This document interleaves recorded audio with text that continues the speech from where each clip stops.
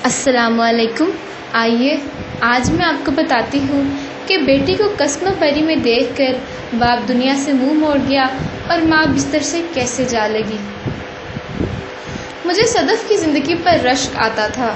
ہمیشہ کی طرح وہ آج بھی ہمارے گھر آئی تو بہترین کپڑے، اچھے جوتے اور میک اپ سے سجی تھی۔ خوبصورت تو وہ تھی ہی، اور اس کا اخلاق اور زبان اسے اور بھی حسین بناتے تھے۔ صدف میری پھپھو کی بیٹی تھی۔ پھپھو کو ہم لوگ ایک آنکھ نہ بھاتے تھے، جبکہ وہ صدف کو بھی ہم سے ملنے سے منع کرتی تھی، مگر صدف پھر بھی ہمارے گھر آ جاتی تھی۔ پھپھو کی شادی لندن میں ہوئی تھی، وہ سال بعد ہی پاکستان آتی تھی۔ ہمارے علاوہ سبھی رشتہ داروں کے گھر رہتی تھی، کیونکہ باقی سب رشتہ دار کھاتے پیتے لوگ تھے، جبکہ ہمارا گھر ٹوٹا پھوٹا تھا۔ پھپھو سال بعد آتی اور اپنے بچوں کے کپڑے سامان وغیرہ جاتے ہوئے ہمیں دے جاتی۔ خاندان میں کوئی اور یہ چیزیں لینے والا نہیں تھا۔ ابو رکشہ چلاتے تھے، امی لوگوں کے گھر میں برتن دھوتی تھی۔ 6 بہن بھائیوں کو پالنا ابو کے لیے آسان نہ تھا، پھر بھی ہمارے والدین ہماری تعلیم پر بہت توجہ دیتے تھے۔ صدف میں غرور نام کی کوئی چیز نہیں تھی، جبکہ وہ اپنے گھر کی بریانی اور قورمہ چھوڑ کر ہمارے ساتھ چٹنی، اچار اور روٹی کھا لیتی تھی۔ ہم بہنوں نے اس سے کبھی جلن محسوس نہ کی تھی اور اس کی زندگی پر رشک ضرور کرتی تھی۔ وقت گزر گیا، ہم 3 بہنیں اور 3 بھائی سب اپنی اپنی جگہ کافی اچھے سیٹل ہو گئے۔ ہم محلے میں پڑھی لکھی فیملی کے نام سے بہت مشہور ہو گئے۔ دادا دادی کے انتقال کے بعد پھپھو ہم سے کبھی نہیں ملی، حالانکہ وہ پاکستان میں مکمل سیٹل ہو چکی تھی۔ ان کے بیٹے لندن چھوڑنا نہیں چاہتے تھے، جبکہ صدف کی شادی انہوں نے پاکستان میں کی تھی۔ صدف کا شوہر کروڑ پتی آدمی تھا اور پورے خاندان میں اس کے چرچے تھے۔ صدف سے میری ملاقات 12 سال پہلے ابو کی وفات پر ہوئی، اور اس کے بعد اس نے ہم سے کبھی رابطہ نہیں کیا۔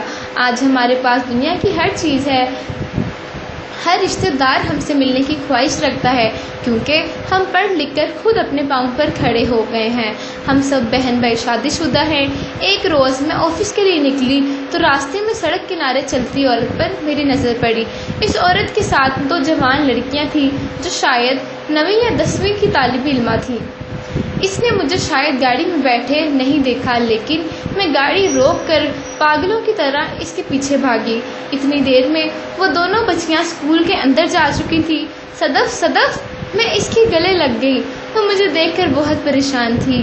میں بھی حیران تھی کہ جس لڑکی پر ہم نے ہمیشہ رش کیا وہ مجھے ایسے حالات میں ملی ہے۔ لندن کی یونیورسٹی میں پڑھنے والی لڑکی عام سے کپڑے پہنے ہوئی تھی اور گورنمنٹ اسکول میں بچیاں پڑھانے پر مجبور ہو گئی تھی۔ صدف کی شادی جس گھر میں ہوئی وہاں نوکروں کی ریل پیل تھی، لیکن اس کا شوہر احمد پہلے ہی شادی شدہ تھا، اور یہ بات صرف اس کے گھر والوں کو پتہ تھی۔ جب معلوم ہوئی اس وقت صدف کے ہاں 2 بیٹیاں ہو چکی تھی۔ صدف نے اپنا گھر بچانے کی ہر ممکن کوشش کی، مگر احمد کی پہلی بیوی نے ایسا ہونے نہ دیا اور صدف طلاق لے کر اپنی ماں کے گھر آ گئی۔ پھپھو نے صرف دولت دیکھی تھی، لڑکی کے بارے میں کچھ معلوم نہیں کیا تھا۔ نتیجہ یہ نکلا کہ جس لڑکی پر سب رش کرتے تھے وہ عبرت کا نشان بن گئی۔ بیٹی کو ایسے دیکھ کر باپ کو ہارٹ اٹیک آیا اور اس جہاں سے وہ ہمیشہ ہمیشہ کے لیے منہ موڑ گئے۔ پھپھو کو بھی فالج ہو گیا۔ رہی صحیح کسر صدف کے بھائیوں نے پوری کر دی۔ انہوں نے پھپھو کا مکان بیچ دیا اور اپنا حصہ لے کر لندن روانہ ہو گئے۔ صدف کو انہوں نے 10 لاکھ کا مکان لے دیا تھا، جہاں صدف، پھپھو اور اپنی 2 بیٹیوں کے ساتھ وہ زندگی گزار رہی ہے۔ وہ ایک فیکٹری میں ملازمت بھی کر رہی ہے۔ میں پھپھو سے تو سالوں بعد ملی تھی۔ وہ بالکل سیدھی لیٹی تھی، صرف اشارے سے بات سمجھا سکتی تھی۔ اس دن کے بعد میں سوئی نہیں، بلکہ روز پھپھو کے گھر جانے لگی۔ بلکہ میرے بہن بھائی بھی روز ٹائم نکال کر پھپھو سے ملنے جاتے ہیں۔ پھپھو کا علاج چل رہا تھا، ان کا بلڈ پریشر ہائی اور اپنی خالق حقیقی سے جا ملی۔ لیکن ہم لوگوں نے صدف کو اکیلے نہیں چھوڑا۔ بڑے بھائی نے چند سال بعد صدف کی دونوں بیٹیوں کو اپنی بہو بنا لیا۔